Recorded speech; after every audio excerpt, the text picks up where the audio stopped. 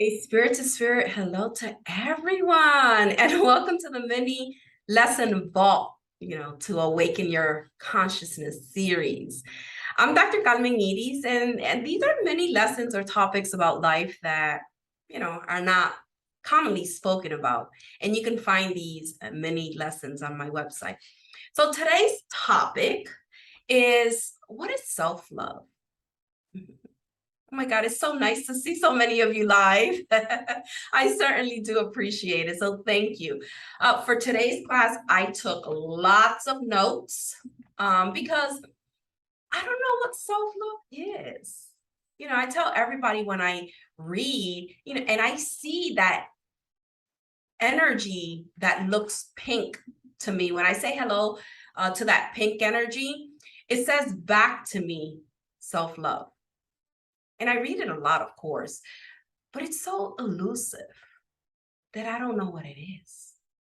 So this is what I've been saying recently, is that I don't think self-love is an emotion.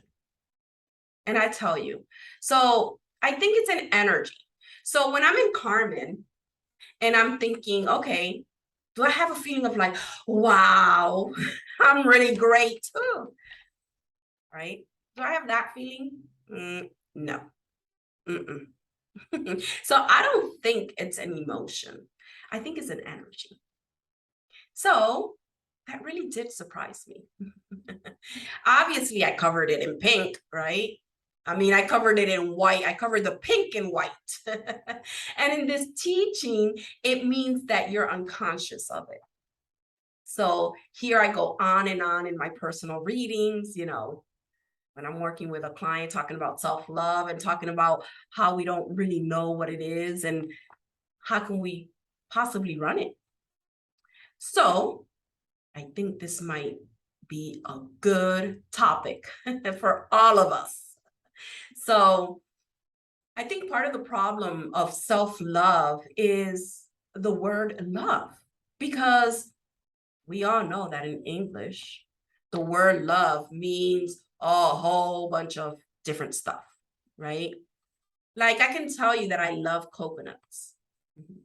I don't love coconuts. Coconuts is my favorite superfood out of all foods, right? I don't love it, but I say that. I love coconuts. So I thought we should go back. How I sometimes like to, how do I say it? Really get into what is the vibration of the word. So I went to Greece. Well, not really, but to the Greeks. So the Greeks have 7 words for love, 6 different types of love. The first one is eros, and that is the romantic love. It involves, passion, desire, lust, and pleasure. Cupid. Yeah, Cupid is modeled after Eros. And this is the love that can act as a drug, right? We get high off of this type of love and experience deep sadness when it's tainted or taken away. And according to the Greeks, they didn't always think of it as something positive, as we tend to do today. In fact, Eros was viewed as a dangerous, fiery, and irrational form of love that could take hold of you and possess you. And it was the most uncontrollable and most dangerous of all loves, the sexual, passionate lust, right? And Eros involved a lot of control, and it feeds off of our primal impulse to procreate that frightened the Greeks. And if you think of it, it's kind of odd because losing control is precisely what many people now seek in a relationship, right? Don't we all hope to fall madly, quote unquote, in love, right?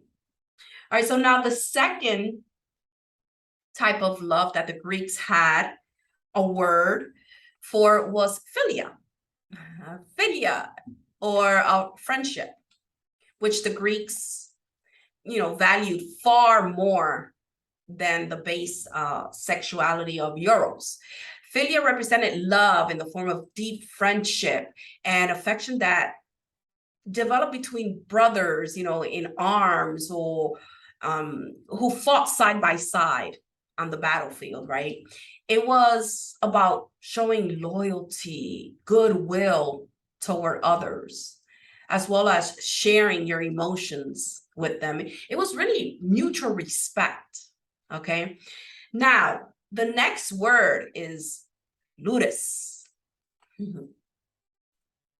And ludus was playful love, right? To describe this form of love, which concerns the playful affection between children and probably casual lovers, right? Think of teenage crush or the affection demonstrated between young lovers, right? We've all had a taste of it in the flirting and teasing in the early stage of a relationship, right? We were so light and free back then, when the relationship is fun, right? And love was felt easily.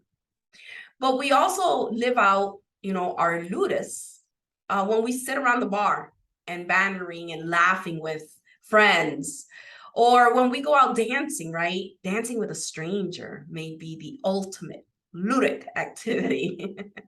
Almost a playful substitute for sex itself, right? And of course, social norms may frown on this kind of adult frivolity, but maybe a little bit more ludus might be just what we need to spice up our love lives. All right, so that one was called ludus. And then there was agape, or love for everyone, which was universal love, unconditional love. And this is the love that is selfless, right? You extend it to all people, whether family members or distant strangers, compassion, care for others, right? Without expecting anything in return. It's pure, right? And then there is storge, denotes, natural affection and love. And it's used between family members, such as the love between parents and children or siblings, right? This kinship-based love is protective, is caring, it's nurturing, it's unconditional, right? Storge. It's most commonly between parents and their children. Now, the sixth type of love is pragma, which is a long-lasting love and described as mature, realistic love that is commonly found amongst long-established couples. Pragma is about compromises to help the relationship work over time and showing patience and tolerance. It's a love built on understanding, patience, and long-term investment, standing in love, like what we think of as somebody that has been married for a really long time to each other, right? Really long-lasting love, tried and tested by challenges of life. Okay, that's pragma. And then finally, the one that we're going to talk about tonight is Philautia. Philautia. And it means self-love. But it doesn't mean narcissism.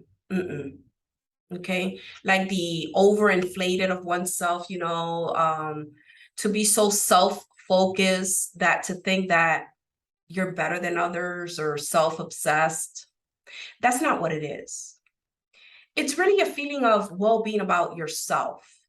It promotes self-worth and well-being. The idea that if you like yourself and feel secure in yourself, you will have plenty of love to give to others, right? So how is Philautia created? Well, pictures. Those pesky pictures. So when we're young, right, before we can even speak our native language, there's all kinds of information coming in our energy field and lodging in itself in our body, chakras, and aura. And that is the information that you run from. I'll break it down for you really easy and very quickly, metaphysically, so you can understand. So, the real you is an orb on the astral, that's it. And maybe the size of our moon. And a little bit of it might peel off and incarnate into a virtual reality, And now that's what's happened to you. There's a little tiny bit of your soul in your body, right? A little tiny. And when you wake up every single night, when you fall asleep, you go home to the astral, right? To the real world. And then every morning you wake up, it comes back to your body. So every morning when you wake up, the only way that that piece of consciousness knows which lifetime it's having is by reading all the information in the field. Little tiny images.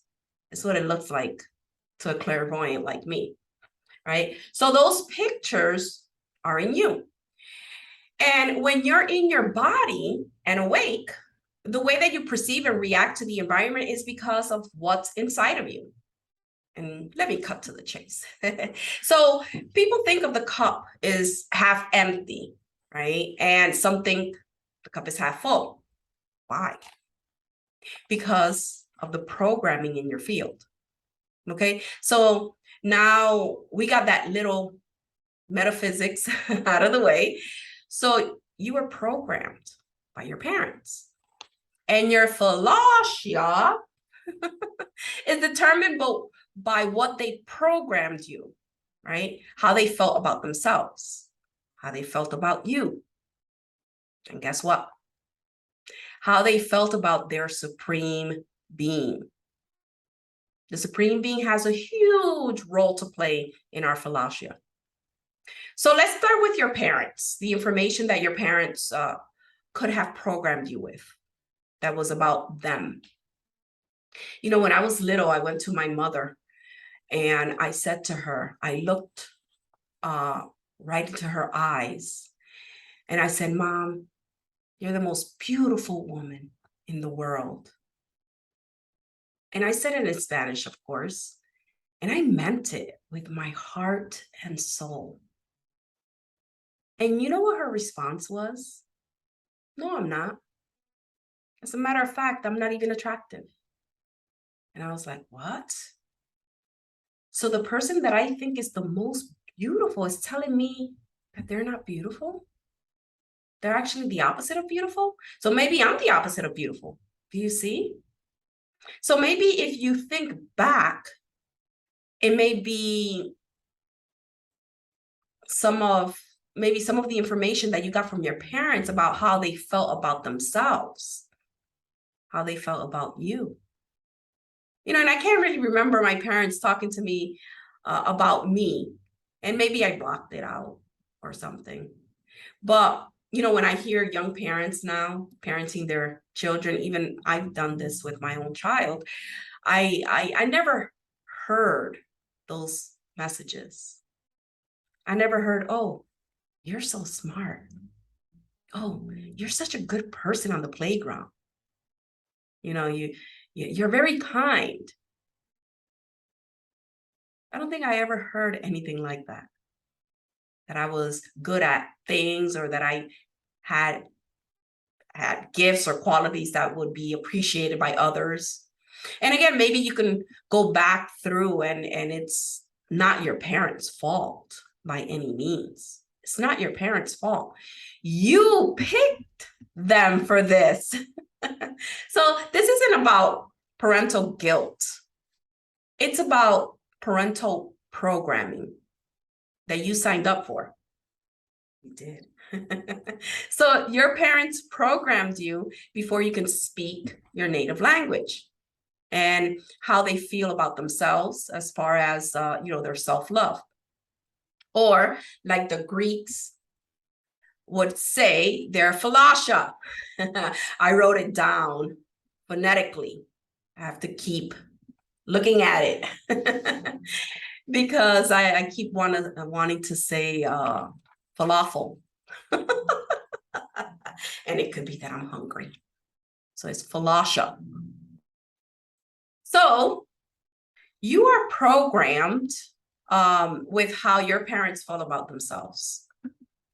And you'll match that, right? And how your parents taught you to feel about yourself, okay? And that's, that's not rocket science, right? That's easy to kind of wrap your head around, right? But let's talk about what you learned about the Supreme Being. I was raised in a Christian church, specifically Pentecostal, and I was taught that the Supreme Being was judgmental, that there were lots of rules that you had to follow for that being to love you, and that being could really hurt you, right? Send me to hell. Hell in the handbasket. So if you were programmed, in your field to think that your Supreme Being doesn't love you unless you do something or don't do things, then that absolutely affects the way you can love yourself. If even the Supreme Being couldn't love you, dear Lord, you're not worthy, right? Well, and then maybe some people were raised with, maybe no Supreme Being, right? That you're just floundering out here all by yourself with no rhyme or reason. And that would affect the way you felt about yourself, that there was no one energy that loved you and would foster you. And, nothing like that.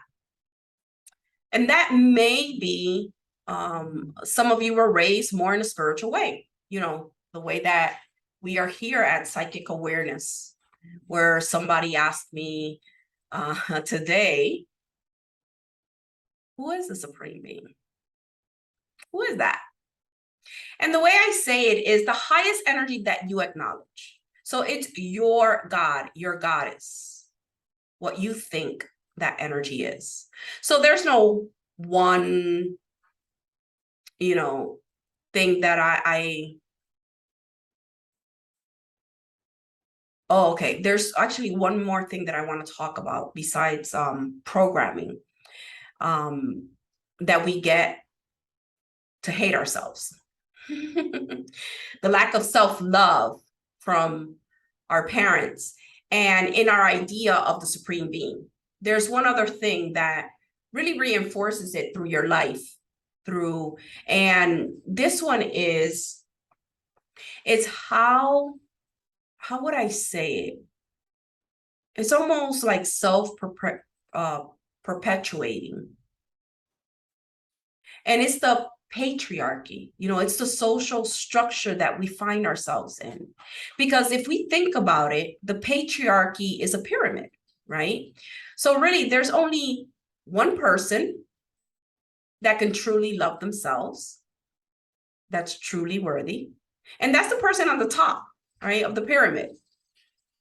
And as I'm recording this right now, I can assure you that that person, that leader of the free world, the person that's at the top of the pyramid, doesn't love themselves, doesn't love himself. Okay, so that I could probably go on and on and on about that, but I won't. I'm going to go back to the pyramid. So the energy of the patriarchy, it goes down, right? It never extends up. It's always down. So it applies pressure down the pyramid, and to keep you at the bottom. And you, and for who's at the bottom, right? So I have a friend, and she's a lesbian, but she has a friend who's a Black man, and she got into a disagreement with him the other night because, you know, he was describing his flight, right? As being a Black man, you know, all of it. People think he's a thug. They're afraid of him, you know, gets pulled over all the time, you know, all of that stuff, right? And so she tried to describe what her pain was, you know, being a woman right away. And that's non-beneficial to the patriarchy. And then being lesbian. So she was trying to describe her pain, and he kept negating it. So basically what he was doing, he's like, well, you might be at the bottom of the pyramid, but I'm not. I'm up here, right? You're at the very bottom. Exert pressure down on you, right? So, and that's why I say this one is self-perpetuating, because your job, if you don't work for yourself, it's a patriarchy, right? You have to do what your boss says, right? We can do all the energy work. And what about we're about to do energy work. Just hang in there. We could do energy work all night long, right? All year long. And you still have to do what your boss tells you, or you're going to get fired. That's what I mean by the patriarchy being this perpetual machine that's just turning out pictures of self-hatred and putting them into your field, right? I go on and on and on about this because I know exactly how women feel about being less than, much more than I think, you know, maybe other women know, because you cover it in white. You know, like an example is, you know, all men are created equal, right? When you're raised in a society where you're told that all men are created equal and you're not a man, but that leads you to that self-hatred. You just lost your Philautia if you're a female. Think of it this way. What if for the next 300 years in my country, we say women, oh, that means you too, guys. Can you imagine what would happen after a couple generations? What will happen to our boys? They will have no Philautia. So this is a big deal. How can we love ourselves, right, when our parents didn't love themselves? Quite likely, they didn't teach us to love ourselves. We might have even been raised to think that the supreme being couldn't love us unless we followed all these rules. And every single day, you're programmed that you're not as worthy as the person that's on the top of the pyramid. Every single day. So you can see that this could, you know, could become a life's work, I suppose. So I've got some energy work for us. And I'm taking it from a couple different perspectives, okay? The first one is we're just going to run self-love. Because again, I don't think it's an energy. If it is, I haven't felt it. I haven't. So we're going to just run it through our energy channels, and I'm going to show you how to do that.